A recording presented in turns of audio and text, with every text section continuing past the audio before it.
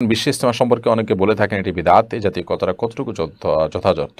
কোন আমল করলে সংসারে শান্তি বজায় রাখা যাবে এবং তৃতীয় ব্যক্তির বদনজর থেকে সংসারকে রক্ষা করা যাবে? আজানের সময় কি নামাজ পড়া যাবে? আত্মীয়ের ইনকাম সোর্স হালাল নয়, এটা জানার পরও কি সামাজিকতা রক্ষার খাতিরে তাদের দাওয়াত গ্রহণ করা যায় যাবে কিনা? নামাজে মনোযোগ অন্যদিকে চলে যাচ্ছে, করণীয় কি? বৃহস্পতিবার কেউ মারা গেলে তার নাকি কবর রাজা হয় না, কতটুকু সত্য?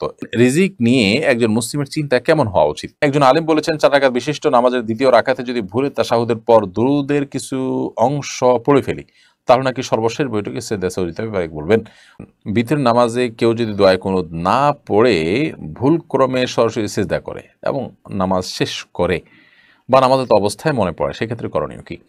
চলুন তাহলে আর বিলম্ব না করে আমরা প্রশ্নোত্তরের আলোকিত ভুবনে প্রবেশ করি। সালমা ইসলাম তন্দরা এই আইডি থেকে আপনি লিখেছেন, কোন আমল করলে সংসারে শান্তি বজায় রাখা যাবে এবং তৃতীয় ব্যক্তির বদনজর থেকে সংসারকে রক্ষা করা যাবে? সকাল সন্ধ্যার দোয়াগুলো খুব বেশি আমল করবেন। তিনকুল, বিসমিল্লাহিল্লাযী আসমিহি, এগুলো খুব বেশি পড়বেন বদনজর যাতে না লাগে, বদনজর থেকে বাঁচার জন্য এই সকাল সন্ধ্যার আমলগুলো গুরুত্বপূর্ণ।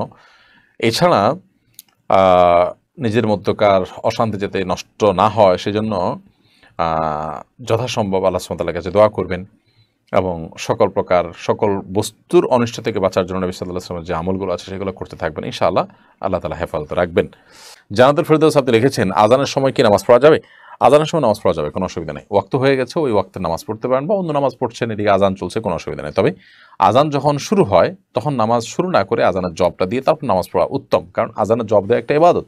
ওই টাইমে একটা ইবাদত করার সুযোগ আছে, সেই ইবাদতটা করে তারপর আপনি অন্য ইবাদতে শামিল হলেন। আর যদি আপনি সালাত শুরু করেছেন, এদিকে আজান শুরু হয়েছে, কোনো অসুবিধা নেই, আপনার সালাত অব্যাহত রাখবেন। তাওজুল ইসলাম মুজাহিদ আপনি লিখেছেন, আত্মীয়ের ইনকাম সোর্স হালাল নয়, এটা জানার পরও কি সামাজিকতা রক্ষার খাতিরে তাদের দাওয়াত গ্রহণ করা যায় যাবে কিনা? সামাজিকতা এটা এমন একটা জিনিস যে সামাজিকতা রক্ষা করতে গিয়ে মানুষ নিজের মনের বিরুদ্ধে, নিজের দিনের বিরুদ্ধে অনেক কাজ করেন। তো যে সমাজ আমাকে মন্দ কাজে উৎসাহিত করে বা মন্দ কাজে বাধ্য করে, সে সমাজের প্রতি ধাবিত হওয়া কোনো বুদ্ধিমান মানুষের কাজ নয়, বরং সেই সমাজ থেকে সতর্ক থাকাটা তার কর্তব্য। অতএব সামাজিকতার খাতিরে হলো হারাম ইনকাম আছে এরকম আত্মীয়ের বাড়িতে খাবার দাবার গ্রহণ করা থেকে বিরত থাকতে হবে। বিশেষ করে তার যদি অন্য কোনো উপার্জন না থাকে তখন খাওয়া যাবে না তার ওখানে। আর যদি অন্য উপার্জন থাকে, হালাল হারাম মিশ্র উপার্জন থাকে, তাহলে সেক্ষেত্রে খেতে পারেন, সেক্ষেত্রেও অ্যাভয়েড করতে পারলে ভালো হয়। আর যদি একান্ত অ্যাভয়েড না করতে পারেন তাহলে সেক্ষেত্রে আপনি ছাড় দিতে পারেন যদি তার হালাল হারাম দুরকম উপার্জন থাকে। মোহাম্মদ মনির লিখেছেন, নামাজে মনোযোগ অন্যদিকে চলে যাচ্ছে, করণীয় কি? নামাজে মনোযোগ ধরে রাখার জন্য নামাজের আগে থেকে মনোযোগ নষ্ট হতে পারে সেরকম বিষয়গুলো থেকে নিজেকে বাঁচিয়ে রাখার চেষ্টা করতে হবে আপ্রাণভাবে, যাতে নামাজের মধ্যে অন্য কোনো দিকে আপনার মনোযোগ না যায়, আপ্রাণ চেষ্টা করতে হবে। এবং অন্য কোনো দিকে মনোযোগ যেন না যায় সেজন্য নামাজের মধ্যে কি পড়ছেন সেই সূরা, কেরাত, দোয়া, দুরূদ সেগুলোর অর্থ ভালো করে বুঝে পড়ার চেষ্টা করতে হবে। তাহলে ইনশাআল্লাহ বিদিনিল্লাহ সালাতের মধ্যে মনোযোগ ধরে রাখাটা তুলনামূলকভাবে অনেক সহজ হবে। সেই সাথে যত ধীরস্থিরতার সাথে সালাত আদায় করবেন তত বেশি মনোযোগ ধরে রাখা পসিবিলিটি তৈরি হবে। রুকু, সিজদা প্রত্যেকটা রকম যত আস্তে আস্তে করবেন তত বেশি মনোযোগ ধরে রাখতে পারবেন ইনশাআল্লাহ তাআলা। মাহিন ইসলাম লিখেছেন, বৃহস্পতিবার কেউ মারা গেলে তার নাকি কবর রাজা হয় না, কতটুকু সত্য? এটা বৃহস্পতিবারে না, শুক্রবারে মৃত্যুবরণ করলে কবরের আযাব হয় না মর্মে, কবরের ফিতনা থেকে তিনি বেঁচে থাকতে পারেন মর্মে হাদিস রয়েছে। তবে শুক্রবারে মানে বৃহস্পতিবার সন্ধ্যার পর থেকে নিয়ে শুক্রবার সন্ধ্যা পর্যন্ত পুরো সময়টাকেই শুক্রবারের মধ্যে ধরা হবে এবং পুরোটাকেই শুক্রবার গণ্য করা হয়। সেই হিসাবে ঠিক আছে যে বৃহস্পতিবার সন্ধ্যার পরে যদি হয় এটি। আর যদি বৃহস্পতিবার দিনের বেলা কেউ বলে যে মারা গেলে কবর আযাব হয় না ইত্যাদি, তাহলে সেক্ষেত্রে সেটির কোনো ভিত্তি নেই। এমডি আল মাহদি হাসান আপনি লিখেছেন, রিজিক নিয়ে একজন মুসলিমের চিন্তা কেমন হওয়া উচিত? একজন মুসলিমের চিন্তা হওয়া উচিত যে রিজিকের জিম্মাদারি আল্লাহ তাআলা নিয়েছেন, আমি রিজিকের জন্য চেষ্টা করতে হবে, আল্লাহ নির্দেশ আমাকে করেছেন চেষ্টা করার জন্য। ফাইদা খুদিয়াতিস সালাহ ফান্তাশিরু ফিল আরদি ওয়াবতাগু মিন ফাদলিল্লাহ। নামাজ শেষ হয়ে গেলে তুমি জমিনে ছড়িয়ে পড়ো এবং আল্লাহর করুণা অর্থাৎ রিজিক যেগুলো ছড়িয়ে ছিটিয়ে আছে সেগুলো আহরণ করো। তো আল্লাহ তাআলা রিজিক আমাকে অন্বেষণ করতে নির্দেশ করেছেন, বসে থাকার সুযোগ না, আমাকে রিজিক অন্বেষণ করতে হবে। আবার এটাও মাথায় রাখতে হবে আমার ভাগ্যে সেটুকুই আসবে যেটুকু আমার ভাগ্যে লিখে রেখেছেন আল্লাহ রাব্বুল আলামিন, আমি সেটুকুই পাবো। বিধায় রিজিক নিয়ে খুব বেশি হাউতাশ করা, খুব বেশি পেরেশান হওয়া, খুব বেশি আশাহত হওয়া এটা কিন্তু উচিত না। এটা যদি কেউ করেন তাহলে সেক্ষেত্রে আল্লাহর প্রতি তার ঈমানের দুর্বলতা আছে তার প্রমাণ হবে। এমনি আরিফুল হক আপনি লিখেছেন, একজন আলিম বলেছেন 4 রাকাত বিশিষ্ট নামাজের দ্বিতীয় রাকাতে যদি ভুলে তাশাহুদের পর দুরুদের কিছু অংশ পড়ে ফেলি তাহলে নাকি সর্বশেষ বৈঠকে সেজদা সাহু দিতে হবে। বলবেন ফরজ নামাজের দ্বিতীয় রাকাতে আপনার ভুলে তাশাহুদের পর দুরূদ পড়ে ফেলেন, আল্লাহুম্মা সাল্লি আলা মুহাম্মাদ এই পর্যন্ত পড়ে ফেলেন বা আরো বেশি পড়ে ফেলেন, তাহলে সেক্ষেত্রে হানাফি মাযহাবের আলোকে সেজদা সাহু দিতে হবে। কারণ ফরজ নামাজের দ্বিতীয় রাকাতে বৈঠকে তাশাহুদ পড়ার পর বিলম্ব না করে খুব দ্রুততার সাথে দাঁড়াবার জন্য কিন্তু নির্দেশ রয়েছে নবী সাল্লাল্লাহু আলাইহি ওয়াসাল্লামের হাদিসে, এবং খুব দ্রুত দাঁড়াতে। তো এখানে আপনি বিলম্ব করেছেন, সেজন্য এই সেজদা সাহু আপনার জন্য বর্তাবে। আরও এর সপক্ষে নানা রকমের যুক্তি এবং দলিল প্রমাণ ইত্যাদি আছে। যদিও এই ব্যাপারে আরব উলামাদের মত হলো, সৌদি আরব উলামাদের মত হলো ভিন্ন। তারা মনে করেন যে সেজদা সাহু লাগে না, তো সেজদা সাহু দেওয়াটা নিরাপদ।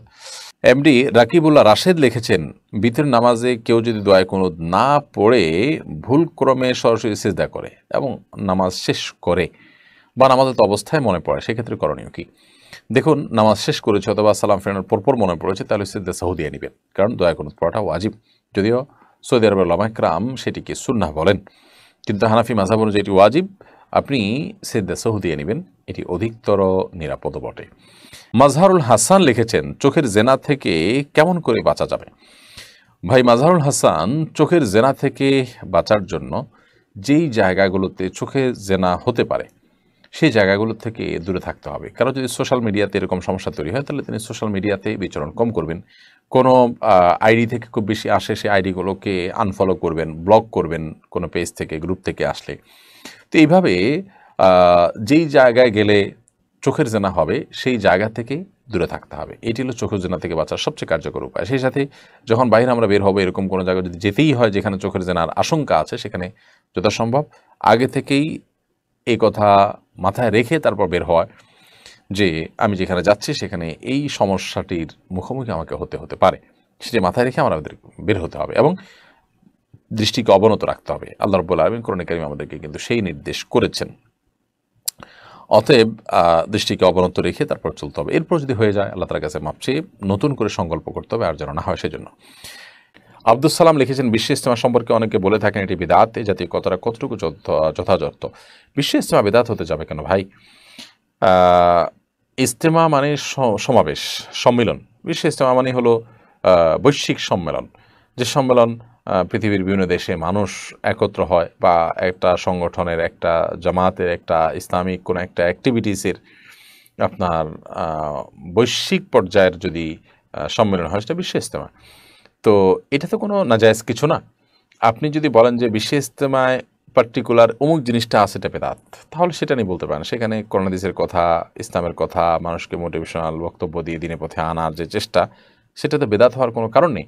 যদি বলেন যে বছরে একবারের কম 3 দিনের ইজতেমা করতে হবে, কোরআন হাদিসে কোথায় আছে, তো এটা তো বেদাত না। বেদাতের সংজ্ঞা সম্পর্কে আমাদের জানা হয়নি, তাহলে যদি কেউ বলে থাকেন এরকম, তাহলে কারণ হলো দ্বীনের ইলম অর্জন করার জন্য, দাওয়াতের জন্য কোনো একটা ফরম্যাট যদি কেউ বের করেন, সেই ফরম্যাটটা হলো জাস্ট দাওয়াত দেওয়ার একটা উপায়, একটা পন্থা। যেমন আমি কোরআন পাঠ করার জন্য কাগজের কোরআন ছাপিয়ে নিয়েছি, এটা একটা পন্থা মাত্র। এটা কিন্তু এবাদতের মধ্যে কোনো বৃদ্ধি না, জাস্ট এবাদত করতে সহায়ক হয় সেরকম কিছু আমি করলাম। আমরা যে রেহাল ব্যবহার করি, কোরআন হাদিসে কি আছে? নাই। আমরা যে আলেম হওয়ার জন্য 10 বছর 12 বছরের কোর্সের কথা বলি, কোরআন হাদিসে কি এইভাবে কোনো বছর ভিত্তিক কোর্সের কথা বলা আছে? নাই। তার মানে কি এগুলো সব বেদাত? বেদাত না। বেদাত হবে তখন যখন ইবাদতের পদ্ধতির মধ্যে, ইবাদতের প্রক্রিয়ার মধ্যে, পরিমাণের মধ্যে আমরা কোনো প্রকার সংযোজন বিয়োজন করব, তখন। বিধায় বিশ্ব ইজতেমা এরকম আরও দিনই বিভিন্ন প্রোগ্রাম আছে, আমরা অনেকে এই যে সাপ্তাহিক আমরা লাইভ অনুষ্ঠান করি, তাহলে কি এটাকে বেদাত বলবেন? কোনো আলেম তো এটাকে বেদাত বলেন না। বিধায় এটা বেদাতের সংজ্ঞা না বোঝার কারণে অনেকে বলে থাকেন।